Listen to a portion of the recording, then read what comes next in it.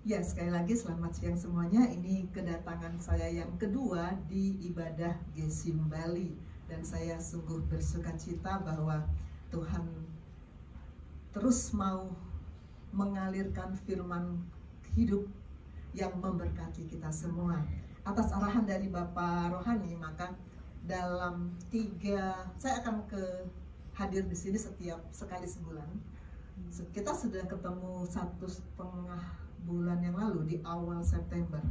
Untuk 3 bulan ke depan atas arahan Bapak Rohani, saya akan menyampaikan topik mengenai prioritas saya, prioritas hidup kita. Dan saya akan sampaikan priority part 1, part 2, dan part 3. Jadi hari ini kita akan bicara tentang my priority, dan ini adalah part 1.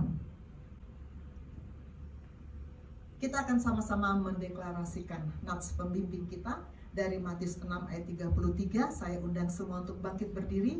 Kita ucapkan dengan keras supaya alam roh mendengar, sorga mendengar, malaikat-malaikat mendengar deklarasi kita. Matius 6 ayat 33. Kita baca bersama-sama, 1, 2, 3. Tetapi carilah dahulu kerajaan Allah dan kebenarannya, maka semuanya itu akan ditambahkan kepadamu. Silakan duduk Bapak Ibu sekalian. Saya yakin ayat ini tidak asing bagi kita. Sejak sekolah minggu saya sudah menghafalkan ayat ini. Dan ini memang sangat populer, sangat sering dikhotbahkan. Walaupun untuk melakukannya gak gampang ya. Kita akan sama-sama merenungkan hari ini. Tetapi carilah dahulu kerajaan Allah. Carilah dahulu kerajaan Allah. Apa itu kerajaan Allah? Ini adalah slide-nya Pastorio. Saya di Jakarta, saya guru, saya punya murid.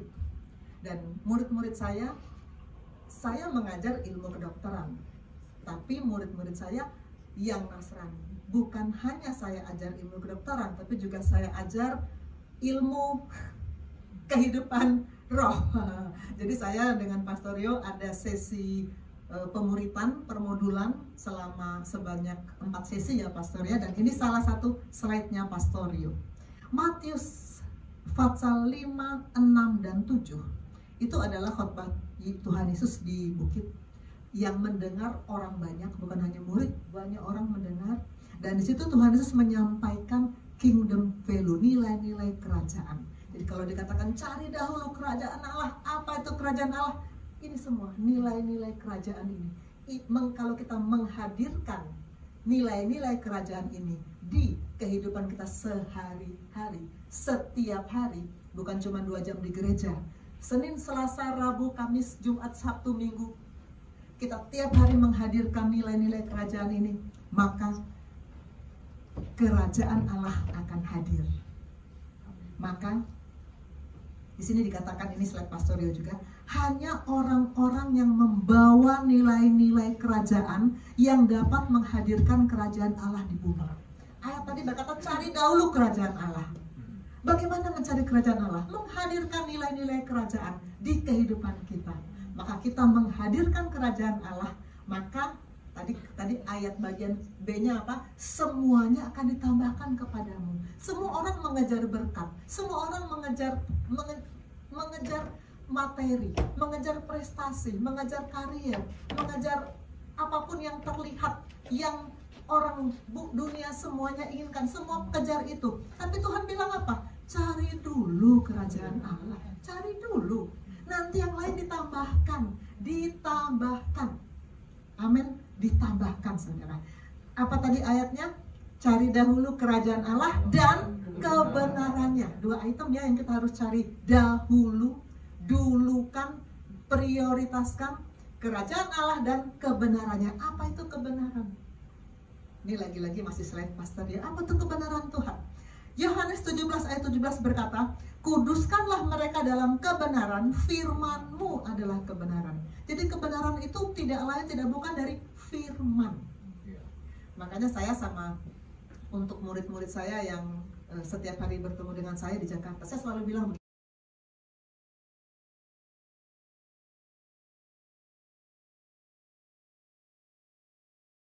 begini, mulai hari dengan firman. Setiap pagi saya bangun jam 4 pagi setiap hari. Saya saat teduh dulu. Apa sih yang kita kerjakan kalau baru bangun? Kalau lagu anak SD apa?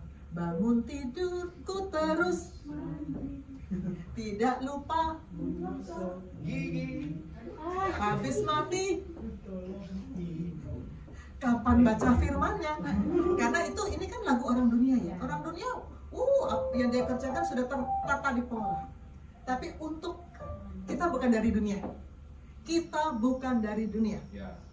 Baca di Yohanes 17. Kita bukan dari dunia. Maka kita harus berbeda. Kita harus mulai hari dengan firman. Setiap pagi saya bangun jam 4 pagi, saya baca firman, saya berdoa, saya saat teduh. Lalu saya bagikan ke semua murid-murid saya. Juga kami ada grup karyawan Kristen Katolik di rumah sakit tempat saya bekerja. Dalam grup itu saya bagikan juga bahan yang saya renungkan. Dan saya kasih kata kalimat begini. Mari mulai hari dengan firman. Mari jangan lupa sebelum beraktivitas saat teduh dulu. Karena apa? Karena Tuhan bilang cari dulu. Cari dulu kerajaan Allah, cari dulu kebenaran. Cari dulu, yang lain ditambahkan. Ditambahkan. Tapi ada nih yang bertanduk berekor nih. Pasti ini bukan teman kita. Dia bilang apa? Kamu itu sibuk banget loh. Percayalah kalau kamu itu sibuk sekali. Gak ada waktu untuk firman. Gak ada waktu untuk kegiatan gereja, kegiatan ibadah. Gak ada waktu. Kamu sibuk banget. Murid-murid saya kalau sebelum masuk di bidang saya kan penyakit dalam. Murid-murid saya kan koas. Murid saya itu sering disebut koas, murid kedokteran. Mereka kan berputar dari satu bidang ke bidang lain. Bidang bedah dulu, saraf, mana-mana baru. Begitu mereka masuk di saya di penyakit dalam, kan saya tanya, apakah kamu tiap hari baca firman? Rata-rata jawabnya tidak. Kalaupun iya, bolong-bolong. Soalnya kan sibuk banget dokter koas itu. Makhluk paling sibuk. Saya bilang semua orang akan bilang bidangnya paling sibuk. Saya yakin atlet juga paling sibuk. Semua paling sibuk. Karena diyakinkan oleh si bertanduk berekor ini, kamu itu paling sibuk. Kamu gak ada waktu. Sibuknya luar biasa manusia ya. Sehingga ayat ini yang bilang cari dulu kerajaan Allah, cari dulu kebenarannya. Ini hilang. Kita tidak ingat lagi. Mungkin kita ingat 2 jam di gereja, tapi Senin, Selasa, Rabu, Kamis, Jumat, Sabtu hilang ayatnya. Karena kita sibuk dengan kesibukan kita. Dengan kesibukan kita, apa sih yang kita dapat?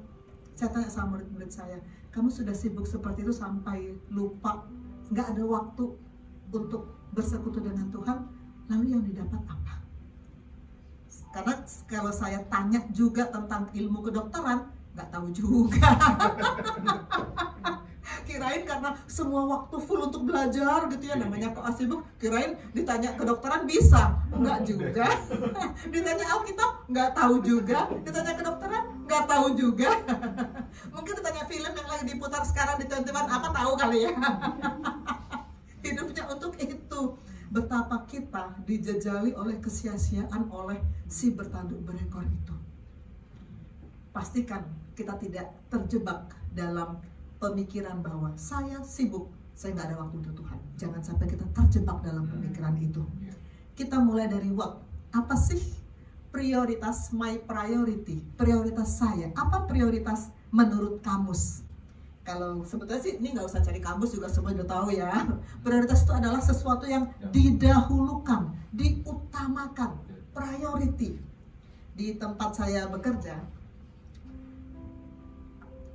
saya dokter, dan di rumah sakit pasti ada saja pasien-pasien yang parah. Beberapa hari yang lalu saya visit, ada pasien usianya sudah lanjut, parah. Terus saya bilang ke suster begini, kayaknya pasien ini mendingan masuk ICU deh. Mari kita proses masuk ICU. Suster bilang begini, dari semalam dokter jaga sudah mau masukkan ICU dok, tapi ICU penuh. Sebetulnya nggak penuh, ada 1 bed kosong. Tapi ada 3 yang rebutan mau masuk ICU. tentu dipilih dong mana yang lebih prioritas. Yang muda atau yang tua? Yang penyakitnya masih bisa ditolong atau yang kita harus jujur bilang bahwa kita udah nggak bisa tolong lagi penyakitnya. Sehingga akhirnya kita lalu memutuskan yang diprioritaskan adalah yang masih muda ini. Yang penyakitnya kita tahu masih bisa ditolong. Maka pasien saya yang sudah lanjut usia itu tidak dimasukkan ke ICU. Itu prioritas. Di dunia sehari-hari pasti ada prioritas-prioritas yang mesti kita pertimbangkan. Mana yang lebih prioritas? Saya punya channel TikTok yang khusus saya dedikasikan untuk edukasi.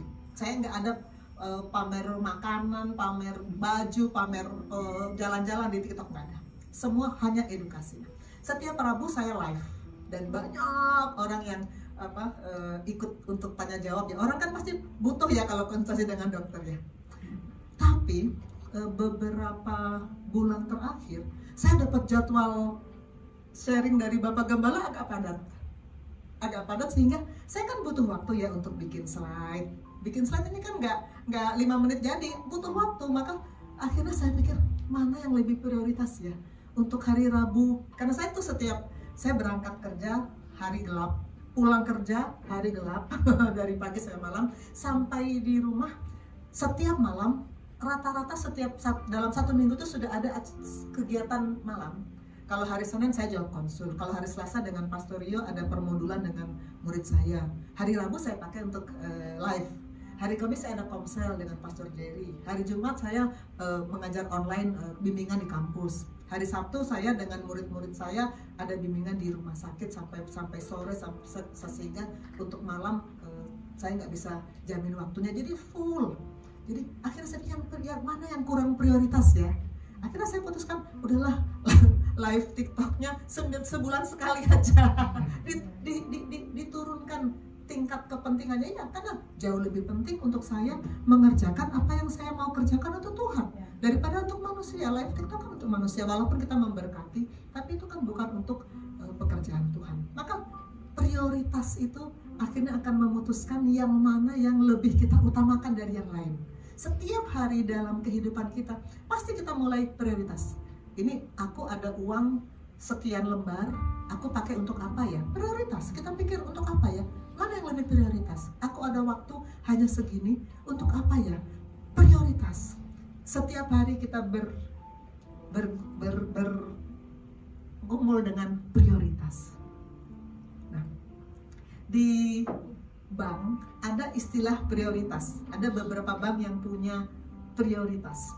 Waktu saya baru mulai kerja kan gaji dibayar lewat bank kan sekarang ya. Jadi saya mulai punya rekening bank. Waktu saya mulai punya rekening bank, saya masih baru mulai kerja. Saya nggak tahu kalau bank-bank itu punya prioritas. Saya nasabah biasa, antri panjang, mereka nggak kenal kita, cuma dilayani biasa aja. Begitu saya tahu ada yang namanya prioritas, saya jadi nasabah prioritas. Saya daftar nasabah prioritas. Kita dikasih lounge yang kita diterima di lounge tersendiri, di tempat terpisah, nggak gabung dengan antrian panjang. Kita datang langsung disambut, ditawarkan minum. Mereka langsung tahu nama kita. Prioritas itu penting. Prioritas itu khusus. Prioritas itu diutamakan dari yang lain. Yesus itu prioritas. Kita akan belajar bagaimana kalau dia prioritas, bagaimana seharusnya kita hidup. Saya tanya ke murid-murid saya, beberapa orang saya cat. Waktu saya menyiapkan bahan ini, saya cat beberapa murid saya. Saya tanya begini, apa sih prioritas dalam hidupmu? Namanya murid, kalau ditanya sama guru, pasti dong berusaha menyenangkan guru gitu ya. Maka rata-rata jawabnya bilang, Tuhan, dokter, prioritas saya Tuhan. Keren ya, keren. Jawabannya begitu kan, untuk menjawab kan semua bisa. Terus saya bilang gini ya, puji Tuhan ya nak, tapi jangan neto ya. Tahu neto apa? Neto itu bukan yang di Amerika sana ya. Itu singkatan dari no action talk only. Orang sering bilang, lu neto aja lu, hanya ngomong doang. Puji Tuhan kalau prioritasmu Tuhan, tapi jangan hanya neto ya. Kenapa? Saya bilang gini, kalau betul Tuhan prioritas, masa baca firman bolong-bolong? Karena mereka suka saya tanya. Sesudah 2 minggu masuk di stase saya, sudah 2 minggu nih. Bagaimana saat teduh kamu? Apa sekarang sudah bisa tiap hari? Ada memang 1-2 yang bilang, sudah dokter, puji Tuhan. Tapi lebih banyak bilang gini, masih bolong-bolong dokter. Masih bolong-bolong. Kalau betul Tuhan prioritas, tidak ada ceritanya saat teduh bolong-bolong. Gak ada ceritanya, karena prioritas. Mulai hari dengan firman. Tidak ada cerita tidak sempat untuk ketemu Tuhan. Kan prioritas. Lalu yang prioritas apa kalau ketemu Tuhan gak sempat? Kalau betul Tuhan prioritas, masa ke gereja terlambat? Ini waktu saya masih di gereja lama. Sebelum saya masuk GESIM. Saya masuk GESIM duluan saja dari Pastor Rio ya. Saya 2015. Pastor? 2016 tahun. 12 tahun. Ya, saya 2015 baru masuk bergabung di GESIM. Sebelumnya saya di gereja lama, gereja yang anggotanya sangat ribuan, sangat banyak itu, ibadahnya 6 kali dalam 1 minggu, pendetanya saking jemaatnya saking banyak dia nggak kenal kita. Kalau sekarang kan jemaatnya kecil, jadi kita saling kenal ya, seperti saudara. Di gereja lama, saya sering terlambat, dan bukan cuma saya, banyak orang memang biasa terlambat, karena rata-rata bilang begini, kan baru puji-pujian, kan yang paling yang kita utama kita datangkan firman. Puji-pujian seolah-olah nggak penting. Waktu saya masih di gereja lama, saya kan suka ditugaskan untuk memimpin persekutuan doa. Nah, saya tuh ngikutin kakak rohani saya. Kakak rohani saya kan mengajarin begini loh. Lalu saya kan ngikutin gaya dia gitu ya. Dia kalau memulai ibadah ngomongnya gini, mari saudara-saudara dalam Tuhan, sambil menunggu teman-teman yang lain, kita puji Tuhan. Oh, puji Tuhan jadi sambilan ya. Dulu sepertinya begitu waktu di gereja lama. Puji Tuhan itu sepertinya sambilan. Nggak terlalu penting, yang lebih penting terima firman. Padahal sekarang kita tahu, puji-pujian itu yang menghadirkan hadirat Tuhan. Allah bertahta di atas puji-pujian. Maka sama sekali kita nggak boleh meremehkan puji-pujian. Maka saya selalu mengajak murid-murid saya di Jakarta. Saya selalu bergereja bareng dengan murid-murid saya. Saya ajak ke GESIM. Ibadah GESIM jam 10. Dari jam 9 kita sudah datang. Dan saya juga ngajak mereka juga untuk nari tamborin. Jadi supaya lebih terlibat. Malah lebih sering kita dari jam 8:30, dari jam 8 malah ya, dari jam 8. Pastor Ria waktu masih di Jakarta, tiap dia datang kami sudah latihan. Kita tidak boleh terlambat.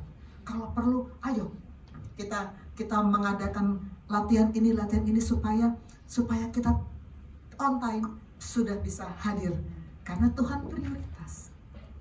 Kalau Tuhan prioritas, mengapa sulit memberi untuk mendukung pekerjaan Tuhan? Dulu saya waktu masih belum bergabung di GESIM, pelit untuk pekerjaan Tuhan, betul. Untuk persembahan tiap hari Minggu, saya tahu itu memang harus, mama saya sudah ajarin, pasti saya kasih.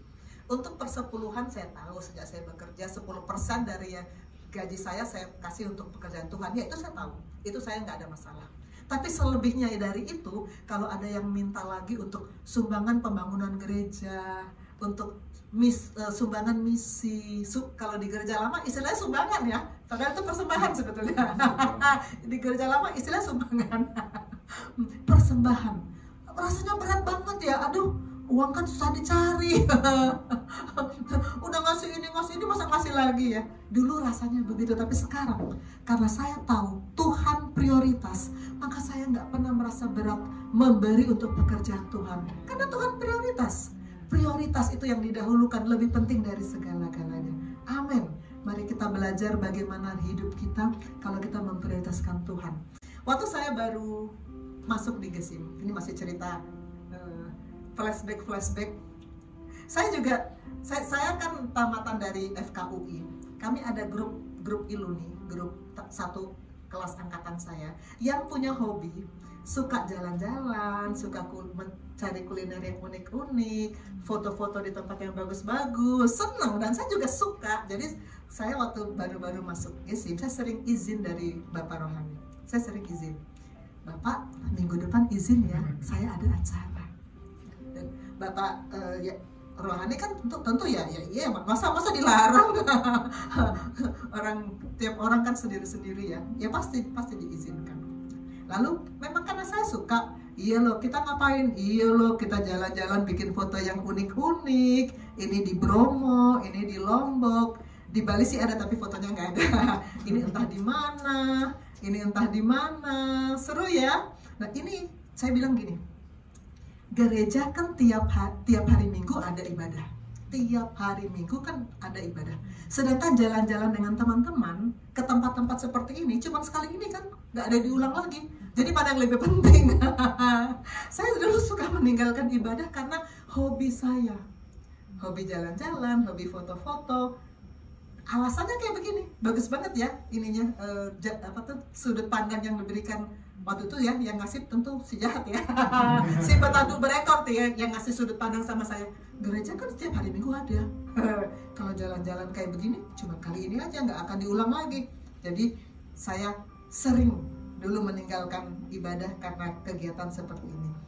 Iblis selalu berusaha menjauhkan kita dari firman. Iblis selalu berusaha menjauhkan kita dari firman. Itu job description iblis paling utama. Menjauhkan kita dari firman. Karena dia tahu, iblis tahu, kalau kita jauh dari firman, tinggal tunggu. Tinggal tunggu saatnya. Saatnya kita selesai. Di mata surga, kalau kita nggak punya firman, kita MATI. Mati. Di mata surga, walaupun kita masih hidup, itu namanya kalau istilah Yeskiel berkeriapan. Hidup sih, tapi Pastor Rio sering mengutip kesaksian saya dulu. Saya pernah 3 tahun ya Pastor Rio nggak baca firman. Itu karena memang iblis berusaha menjauhkan saya dari firman. Itu job description-nya, karena dia tahu kalau kita tidak ketemu firman tiap hari, dia tahu kita akan mati. Dan itu tujuan dia. Markus 4 ayat 15. Orang-orang yang di pinggir jalan tempat firman itu ditaburkan, ialah mereka yang mendengar firman, lalu datanglah iblis dan mengambil firman yang baru ditaburkan di dalam mereka. Di gereja lama, saya dengar firman, kalau ibadah ya, saya dengar firman. Oke, saya dengar, tapi 10 menit kemudian, saya udah nggak tahu tuh tadi khotbahnya apa. Iya. Begitu cerdasnya si iblis itu mengambil firman dari hati kita. Coba kita jujur. Sesudah firman selesai, masih ingat apa kita? Saya senang sekali di GESIM ini ada komsel yang membicarakan khotbah hari Minggunya. Jadi sehingga firman itu tetap kita renungkan, tetap murid-murid saya suruh bikin ringkasan khotbah supaya dibicarakan di komsel. Maka firman itu terus kita renungkan, tidak bisa diambil sama iblis. Tapi kalau habis dengar firman, kita terus, udah, kita nggak renungkan lagi, diambil sama iblis. Datanglah iblis dan mengambil firman yang baru ditaburkan di dalam mereka. Kita datang ke gereja aja, iblis bisa ambil firman. Apalagi kita nggak datang ke gereja karena alasan mau jalan-jalan, mau kulineran, mau foto-foto. Betapa suksesnya iblis memisahkan manusia dari firman, dari pencipta. Ini ikan hiu. Ikan hiu ini sangat perkasa di lautan. Ada banyak film ya tentang hiu. Manusia juga takut kalau ada hiu. Mati. Sangat perkasa di lautan. Hiu. Tapi coba taruh dia di darat. Taruh dia di Gang Mawar. Jadi ikan asin. Nggak usah dibunuh. Diamin aja, mati pasti mati, karena itu bukan habitatnya, itu bukan lingkungannya. Ini singa, di hutan dia raja. Tapi coba singa ini tiba-tiba, saya pengen ketemu hiu, dia masuk di laut, pengen adu kuat sama hiu. Hiu nggak usah bikin apa-apa sama singa. Singanya mati sendiri di laut. Karena bukan habitatnya, bukan tempatnya. Di mana habitat kita? Di mana tempat kita? Yohanes 15 ayat 4 bilang, tinggallah di dalam aku dan aku di dalam kamu. Ini ilmunya Pastor Rio juga. Selalu kepada semua murid-murid saya dia bilang, di mana seharusnya lokasi kamu tinggal?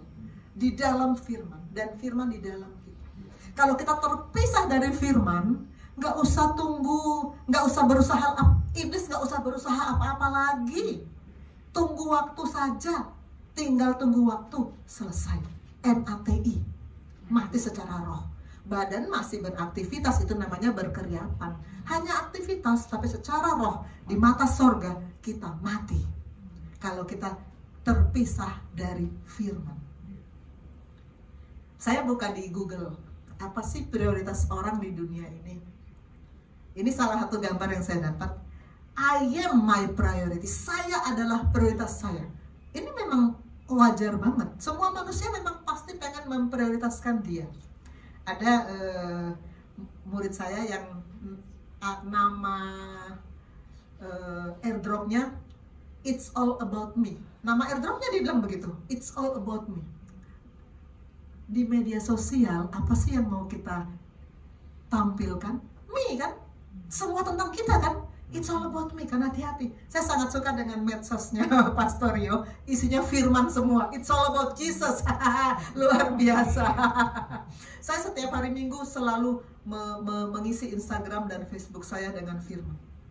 Seperti ikut-ikutan Pastor Rio. Kalau hari lain edukasi. Sama seperti TikTok saya edukasi semua. Ini lagi saya dapat dari Google. Ada orang menulis, my priority adalah 1, love, ini jujur banget ya, 2, sleep, 3, coffee. Jujur banget ya, karena memang ini kesukaan unik dari orang-orang dunia memang. Ini jujur banget ya. Nah kalau ini saya dapat di Google juga, my passion, my priority. Ini kayaknya dokter yang buat, tapi saya sendiri sudah agak ragu ya, apa bener nih? Apa betul pasien itu prioritas? Misalnya saya lagi praktek, ini cuma misal ya nak ya, misal lagi praktek, tiba-tiba ada kabar suamimu kecelakaan. Nah loh, masa saya nggak tinggalin praktek saya? Pasti saya tinggalin dong. Nggak mungkin. Ini kan yang saya temukan di Google lah. Dan ada lagi prioritas, my health, my priority. Ini benar banget ya. Karena kalau kita sakit, untuk apa semua? Untuk apa semua? Tapi lucunya gini, orang-orang yang mengatakan my health, my priority, itu lifestyle sehari-hari, nggak cocok loh. Tetap aja goreng, santan, tetap aja malas olahraga. Di sini untungnya banyak atlet yang fisiknya bagus ya. Kalau di tempat saya di Jakarta, pasien-pasien saya, kalau disuruh olahraga, wah langsung cemberut semua. Mana bisa dokter saya olahraga, berangkat pagi pulang malam. Lifestyle-nya nggak cocok, cuman ngomongnya aja my health, my priority, tapi lifestyle-nya nggak cocok. My family, my priority. Ya, betul. Banyak orang, dan emang betul, keluargaku prioritas. Betul. Dan ini lagi yang jujur banget, top priority di dunia ini. 1, family, 2, health, 3, money. Ya, yang paling terakhir uang, itu saya yakin betul, itu sebetulnya yang paling prioritas. Yakin betul.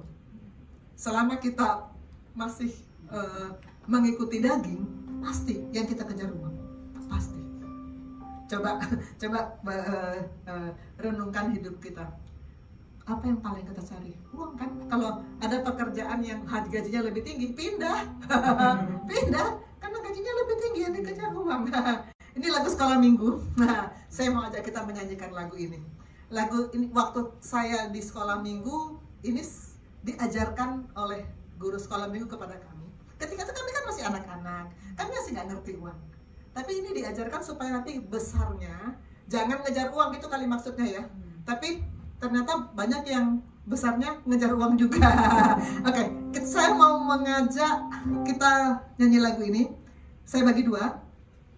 Di sini yang memimpin Tante Mary, di sini yang memimpin Talita. Pindah sini nak. Saya mau saut-sautan ya. Di sini mulai dari ayat pertama. Apa yang dicari orang, sini nyaut, uang. Apa yang dicari orang, uang, gitu ya. Nanti ayat kedua kebalikan ya. Ayat kedua nanti, siapa yang dicari Tuhan, saya, gitu ya. Oke, ayo Pastor Rio.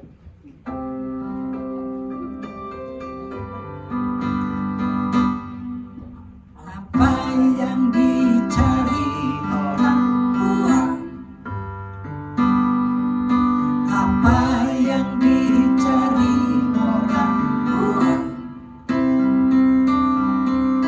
Apa yang dicari orang, siang malam pagi petang, uang, uang, uang. Bukan Tuhan Yesus. Gantian sini. Apa yang dicari Tuhan saya. Apa yang dicari Tuhan saya. Siapa yang dicari Tuhan, siang malam pagi petang, saya, orang yang berdosa. Nah, ini ayat 3-nya kita nyanyi sama-sama. Ini yang seharusnya. Yang harus dicari orang firman. Oke, Pastor Rio. Yang harus dicari orang firman. Yang harus dicari orang firman. Yang harus dicari orang, siang malam pagi petang, firman, firman, firman, firman Tuhan Firman, Yesus. firman, firman.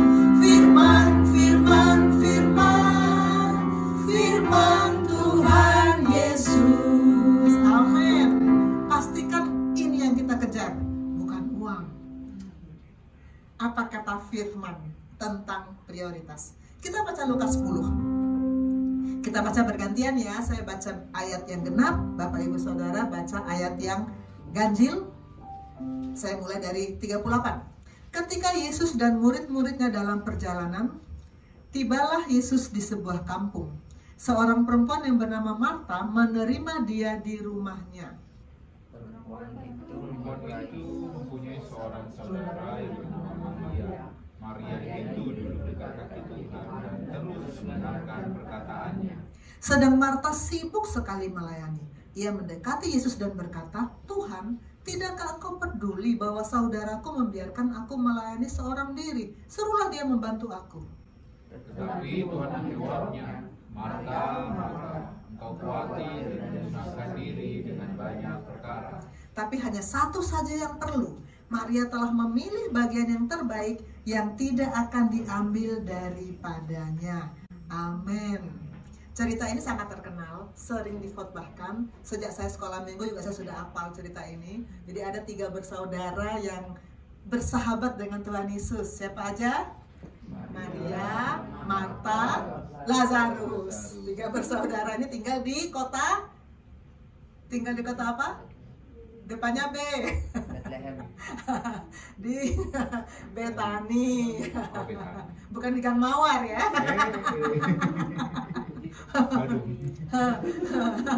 Mereka ini sahabatan nama Yesus. Jadi suatu saat Yesus datang ke rumah mereka, lalu Maria duduk mendengar Yesus mengajar, sedangkan Marta sibuk kayak Tante Mary nih masak-masak.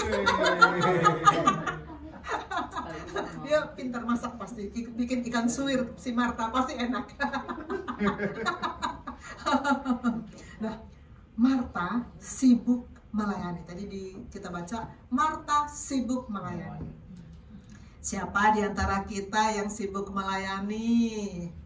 Melayani sebagai usher, singer, musik, WL, Pak Ketua Panitia, apapun. Di gereja lama ada istilah diaken, ada istilah majelis. Kita ada istilah majelis, enggak ya? Kayaknya enggak ya. Melayani Tuhan. Saya tuh punya agenda di rumah sakit tempat saya bekerja. bekerja antara lain datang ke pasien untuk pelayanan, sampaikan firman. Kalau saya datang ke pasien sampaikan firman, seringkali pasien ini kalau udah usia-usia ya, sebelum saya mulai ngomong, duluan dia ngomong, dokter dulu saya diaken, dulu saya sibuk melayani. Murid-murid saya juga banyak yang bilang, dokter saya ini melayani Tuhan. Oh ya, bagus, melayani Tuhan bagus. Kita lihat ini komentar si nenek ini. Melayani Tuhan, kata nenek ya, apapun motivasinya, masih lebih bagus kok daripada mabuk-mabukan, ngebut-ngebutan. Ini bagusan melayani Tuhan, ya betul. Itu kegiatan yang positif, bagus. Tapi apakah pelayanan kita dihargai sorga atau tidak, itu belum tentu. Dapat kredit poin di sorga atau tidak, itu belum tentu. Oh masa sih, jadi saya jadi singer belum tentu ada poinnya di sorga, belum tentu.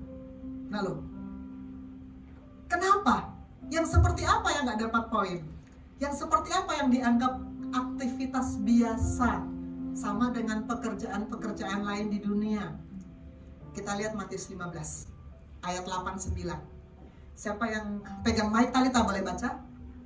Matius 15 ayat 8, bangsa ini memuliakan aku dengan bibirnya padahal hatinya jauh daripadaku. Ayat 9, percuma mereka beribadah kepadaku sedangkan ajaran yang mereka ajarkan ialah perintah manusia. Bangsa ini nih yang ngomong, Talita tahu nak yang ngomong ini siapa? Yang ngomong ini Tuhan Yesus. Lalu bangsa ini yang dimaksud siapa? Bangsa Israel. Tuhan Yesus ngomong tentang bangsa Israel. Bangsa ini memuliakan aku dengan bibirnya. Kita memuliakan Tuhan dengan apa? Dengan bibir kan? 2 jam di gereja kita kan memuliakan Tuhan. Tadi kita nyanyi berada di hadiratmu, itu kan memuliakan Tuhan dengan bibir. Tapi ternyata tidak semua yang memuliakan Tuhan dengan bibir punya hati yang melekat dengan Tuhan. Gak semua. Bangsa yang Tuhan sedang komplain ini, bibirnya memuliakan Tuhan, tapi hatinya jauh dari Tuhan. Hatinya jauh daripadaku. Nah loh, sekarang coba kita teliti hidup kita. Kita tadi memuliakan Tuhan kan? Nyanyi-nyanyi memuliakan Tuhan. Hati kita jauh gak sama Tuhan? Kalau Tuhan bilang hatinya jauh daripadaku, itu artinya apa sih? Karena kan nggak kelihatan, hati itu nggak kelihatan ya, jauh apa dekat di mana. Kita kan nggak tahu apa sih yang dimaksud. Kalau hatinya jauh daripadaku, perbuatannya tidak selaras dengan firman-Ku.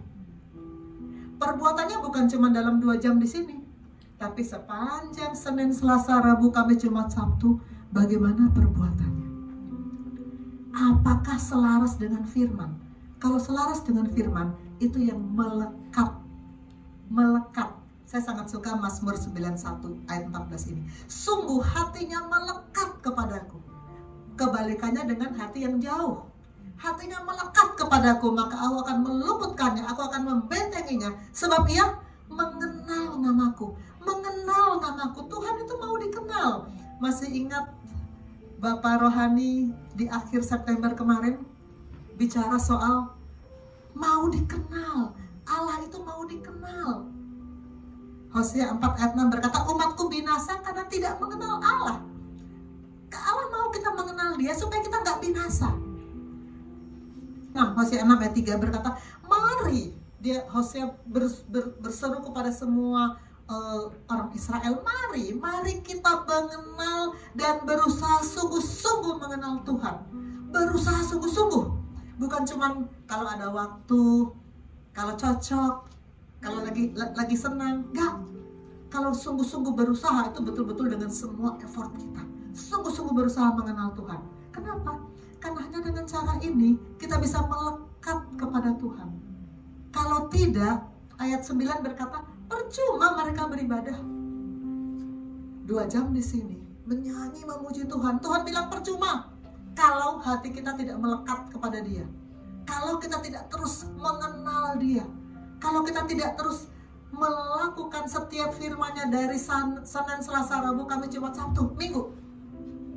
Hati kita jauh dari Tuhan. Percuma ibadah kita.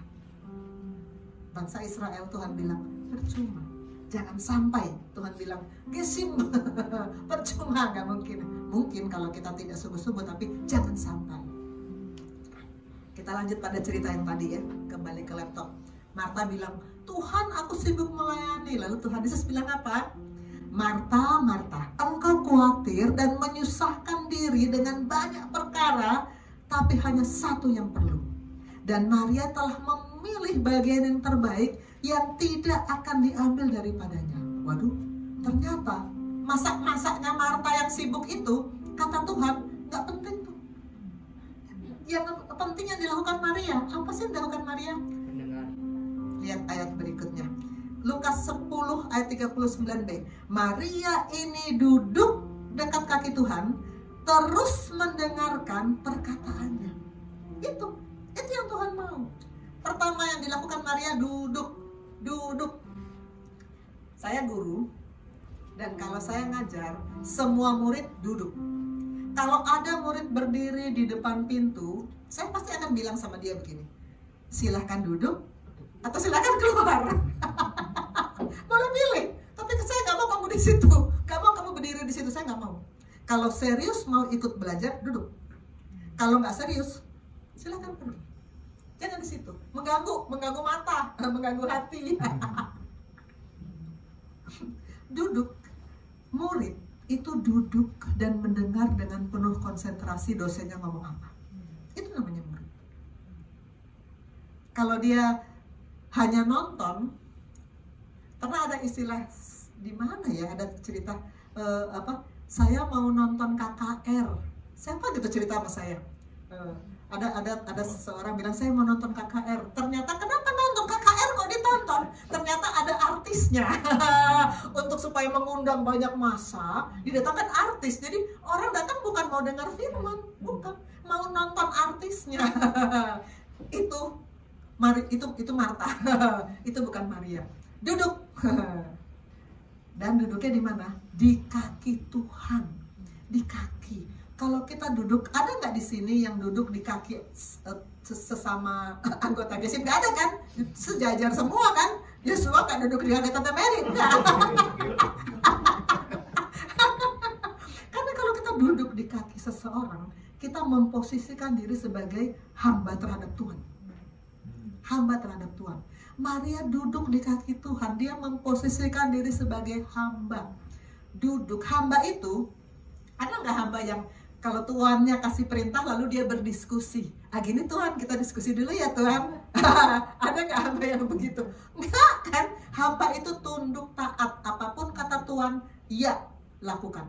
Nggak ada negosiasi, nggak ada tukar pikiran, nggak ada. Karena seringkali kan orang Kristen kan begini, Tuhan bikin ini, terus komplain, protes, Tuhan kok begini? Harusnya kan nggak begini, maunya aku begini. Kita nih hamba, kita nih hamba. Hamba itu terima, tunduk, taat. Nggak ada negosiasi, nggak ada komplain, nggak ada tawar menawar, nggak ada diskusi. Kita hamba, duduk di kaki Tuhan. Dan ketiga, terus mendengar, terus mendengar. Maria ini duduk dekat kaki Tuhan dan terus mendengarkan perkataannya, terus mendengar. Murid saya dengan jujur bilang gini, dokter, waktu saya baru-baru ikut khotbah ibadah di Gesim, kan saya tanya, apakah kamu terus mendengar dari awal sampai akhir khotbah? Jujur dokter, enggak. 5 menit pertama ya saya dengar. Sesudah itu saya mulai berangan-angan, mikirin nanti abis ibadah ini aku mau ketemuan sama si ini. Itu yang dipikir. Itu persis kayak saya dulu waktu di gereja lama. Betul. Dengar khotbah, dengar mata melihat ke pendeta, betul.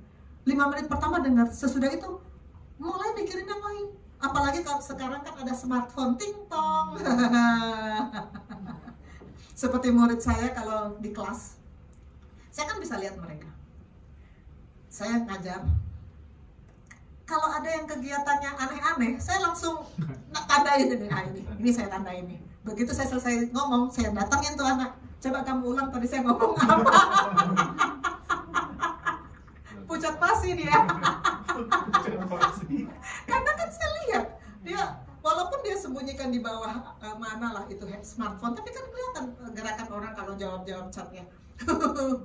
Banyak orang yang tidak terus mendengar. Dengar sebentar, terus teng yang lain. Jawab ini, jawab itu, atau mikir ini. Walaupun nggak pakai tanpa smartphone, tapi angan-angan kan kelihatan.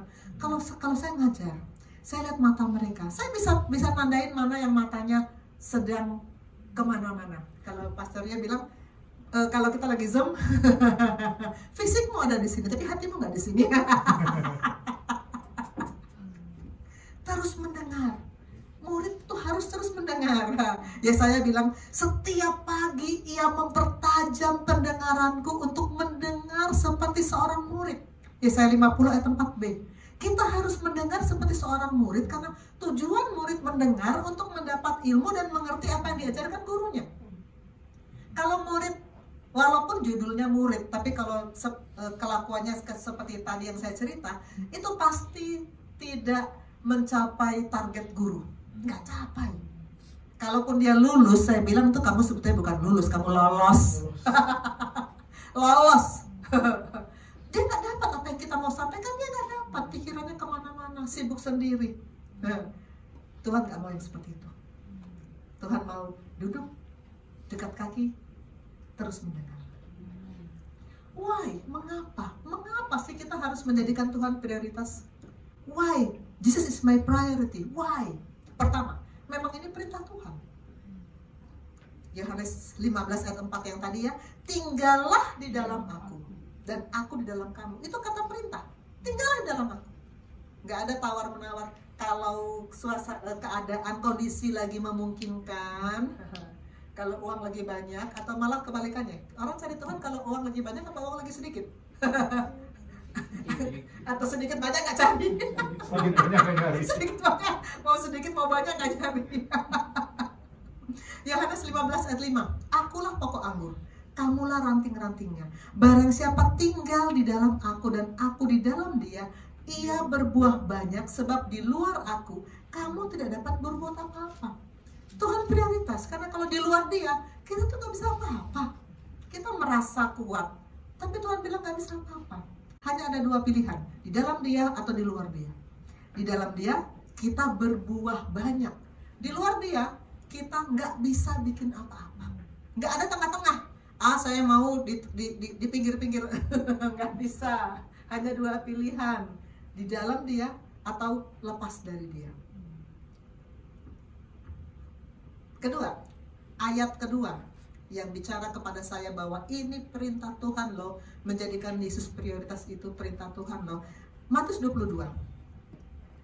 Ini ahli Taurat nanya-nanya Yesus. 36. Guru, hukum manakah yang terutama dalam hukum Taurat? 37. Jawab Yesus kepadanya. Boleh Pastor ya, boleh. Boleh Pastor ya bacain. Kasih mic deh. Matius 22 ayat 36. Guru, hukum manakah yang terutama dalam hukum Taurat? Ayat 37, jawab Yesus kepadanya, kasihilah Tuhan Allahmu dengan segenap hatimu dan dengan segenap jiwamu dan dengan segenap akal budimu. Itulah hukum yang terutama dan yang pertama. Ya, terima kasih Pastor Rio. Terutama dan pertama. Jadi memang Tuhan menggariskan yang terutama memang kasihi Tuhan Allahmu. Yang terutama memang kasihi Tuhan Allahmu. Dan mengasihi dia, definisinya saya selalu kalau pelayanan pribadi dengan murid-murid selalu saya keluarkan Yohanes 14 ayat 15 ini. Jika kamu mengasihi aku, kamu akan menuruti segala perintahku. Karena kita gampang kan nyanyi, aku mengasihi engkau Yesus. Bibir kita memuliakan Tuhan, tapi hati kita melekat atau jauh.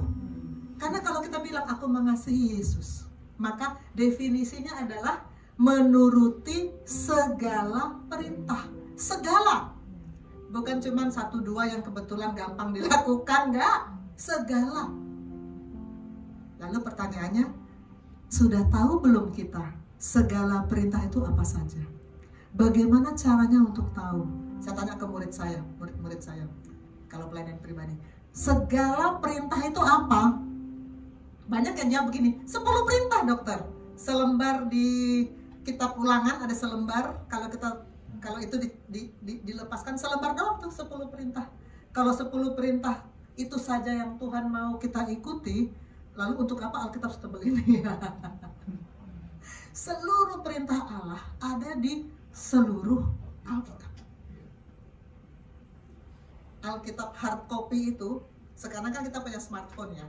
Gak apa, smartphone memang praktis, dalamnya kita bisa dapat. Tapi di rumah sangat dianjurkan, Bapak Rohani bilang harus untuk punya hard copy, Alkitab hard copy. Karena kita tanda-tandain, kita harus apal, kita mesti apal. Kalau kita baca tiap hari, kita pasti apal. Kira-kira lokasi ini di mana? Kira-kira lokasi ini di mana? Kira-kira ayat ini kita nggak apal betul, tapi begitu kita buka, ketemu. Itu susah kalau dengan smartphone. Kita mesti punya Alkitab hard copy. Turuti segala perintah, artinya seluruh firman, seluruh isi Alkitab dari Kejadian sampai Wahyu kita harus baca semuanya.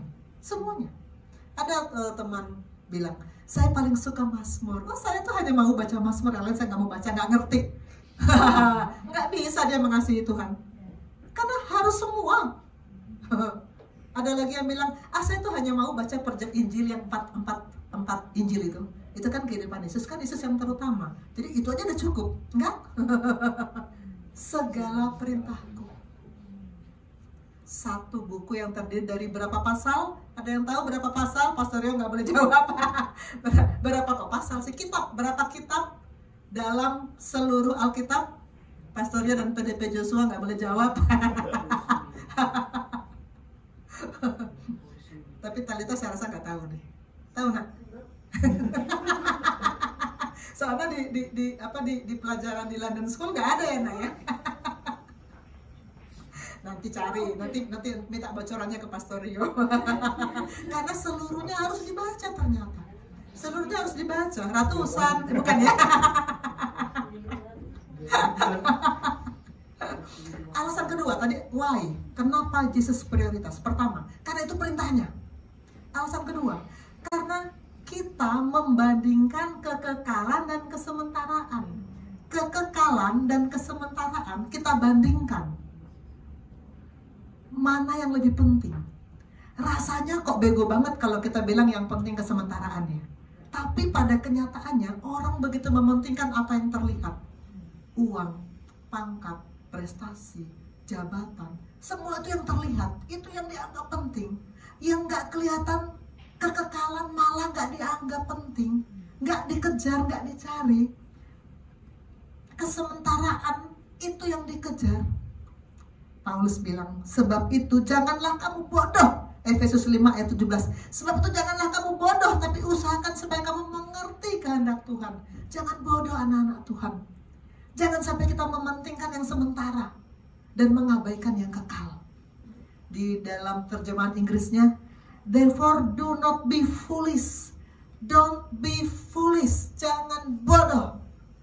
But understand what the Lord will is. Usahakan tahu kehendak Tuhan. Tahu kehendak Tuhan. Kehendak Tuhan jelas, tadi perintah Tuhan apa? Prioritaskan Tuhan. Kasihilah Tuhan Allahmu, itu yang terutama, itu yang pertama. Jadikan dia prioritas. Itu kehendaknya. 2 Korintus 4 ayat 18. Sebab kami tidak memperhatikan yang kelihatan, melainkan yang tak kelihatan. Karena yang kelihatan adalah sementara. Uang, jabatan, prestasi, kejuaraan, itu cuma sementara. Tapi yang tidak kelihatan itu kekal. Firman itu kekal. Itu yang prioritas. Terakhir, how? Ini tinggal pendek. Paling tinggal 2 menit lagi. Semangat. Bagaimana caranya untuk menjadikan Yesus prioritas? Pertama, duduk di kaki Tuhan, kayak Maria. Duduk di kaki Tuhan. Duduk di kaki Tuhan dan terus mendengarkan perkataannya. Dan kedua, lakukan. Lakukan. Karena kita sebagai hamba terhadap Tuhan, lakukan. Nggak pakai negosiasi, nggak pakai tawar-menawar. Stop neto, jangan neto. Kalau kita cuman omong saat kita memuji, kita mengucapkan kata-kata yang indah, tapi dalam kehidupan berikutnya sampai Senin sampai Sabtu nggak gitu kehidupan kita. Malaikat bilang apa? Ih, anak ini neto aja. Kalau memuji Tuhan iya loh, tapi begitu hari Senin, Selasa, Rabu, Kamis beda toh hidupnya. Kalau kita menjadikan Tuhan prioritas, maka kita harus pertama-tama menjadi anak. Ini tahun lalu sih di GSIM Jakarta ini 2 tahun lalu ya. Tahun lalu kan Born Slave ya. Ya tahun lalu. Ini sangat intensifikasi oleh Bapak Rohani bahwa kita anak. Pada saat kita terima Yesus, status kita kan jadi anak. Padahal kita jadi anak, kita harus murid. Karena nggak ada orang tua yang senang kalau anaknya nggak jadi murid. Coba kalau Talita ini nggak sekolah, apa saya senang? Enggak. Dia harus jadi murid supaya dia jadi sarjana. Dan jadi hamba. Kan tadi seperti Maria, dia di kaki Tuhan karena dia tahu dia hamba. Kalau mau jadikan Tuhan prioritas, jadi anak, jadi murid, jadi hamba. Tiga-tiganya itu terus menjadi status kita di hadapan Tuhan. Maka Tuhan menjadi prioritas. Kesimpulan, 1, jadikan Tuhan prioritas. 2, duduk di kaki Tuhan. Ketemu firman, memulai hari selalu dengan firman. Dan ketiga, lakukan firman. Lakukan firman seperti hamba terhadap tuannya. Gak pakai tawar-menawar, gak pakai negosiasi. Tunduk taat, patuh kepada tuannya. Amin. Mari kita berdoa. Bapa di sorga, hamba-Mu sudah selesai berkata-kata. Firman-Mu Tuhan telah disampaikan.